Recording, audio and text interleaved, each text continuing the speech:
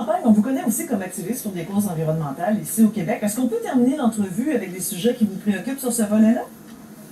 Ça va me faire plaisir parce Oui. que malheureusement, j'ai beaucoup de fer au feu de spectacle et j'ai pas le temps de m'impliquer autant, mais évidemment, le dossier d'Anticosti, le fait qu'on ait déclaré que la fracturation hydraulique va être autorisée l'été prochain sur Anticosti, je pense que c'est un recul immense. C'est quand même assez inquiétant de constater que même notre premier ministre, qui normalement devrait avoir l'autorité d'en imposer à la toute-puissante industrie pétrolière, n'arrive pas à faire valoir ses droits. Il n'y a pas eu de débat démocratique digne de ce nom. C'est une décision qui a été imposée par le cercle de Pauline Marois, le bureau du conseil privé, à la veille des élections, dans une entreprise électoraliste qui n'était même pas fondée économiquement. On sait, je me suis assez intéressé au dossier pour savoir que, à mon avis, comme à celui des pétrolières notamment, il n'y a pas de business à faire sur Anticosti.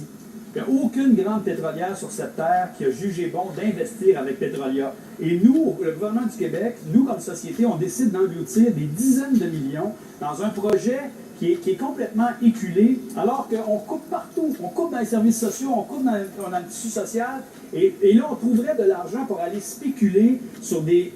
Couillard parlait pendant la campagne électorale de ne pas jouer à la loto-pétrole, mais c'est exactement ce qu'il est en train de faire. Alors, si j'avais pas tant de spectacles à faire, je retournerais monter debout sur la barricade parce que ça m'indigne le vide, le manque de volonté politique, alors que la raison scientifique nous dit qu'il faut laisser dans le pétrole 80% des ressources qu'on connaît, alors qu'on sait qu'il y a une exigence criante de transition énergétique qui nous amène vers les énergies propres. On va perdre du temps et des millions et saboter un des plus beaux territoires du Québec dans une recherche absurde de soi-disant pactole pétrolier et ça ne se fera pas. Je sais qu'il va y avoir de la fracturation. Là, on parle même d'aller pomper de l'eau dans la rivière Jupiter, qui est une des plus grandes rivières à saumon au monde.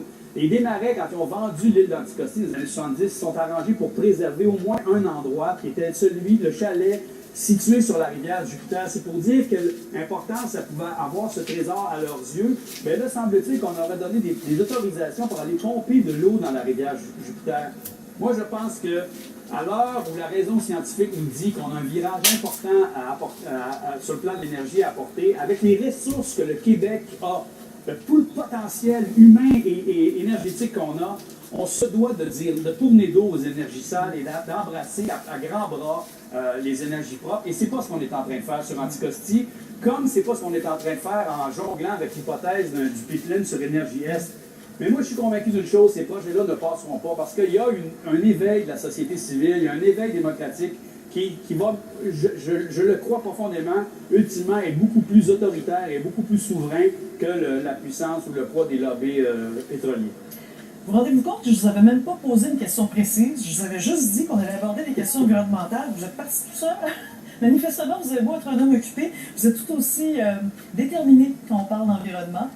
Alors, très engagé, en effet. Monsieur Champagne, merci. Puis bonne chance avec l'ensemble de vos projets. Bonne chance avec le 10e anniversaire des Beatles et sa présentation devant les ex-Beatles. On aura certainement l'occasion de se reparler au niveau des questions environnementales dès que vous aurez des disponibilités. Merci, c'est moi qui vous remercie. Merci, Monsieur Champagne. Au revoir.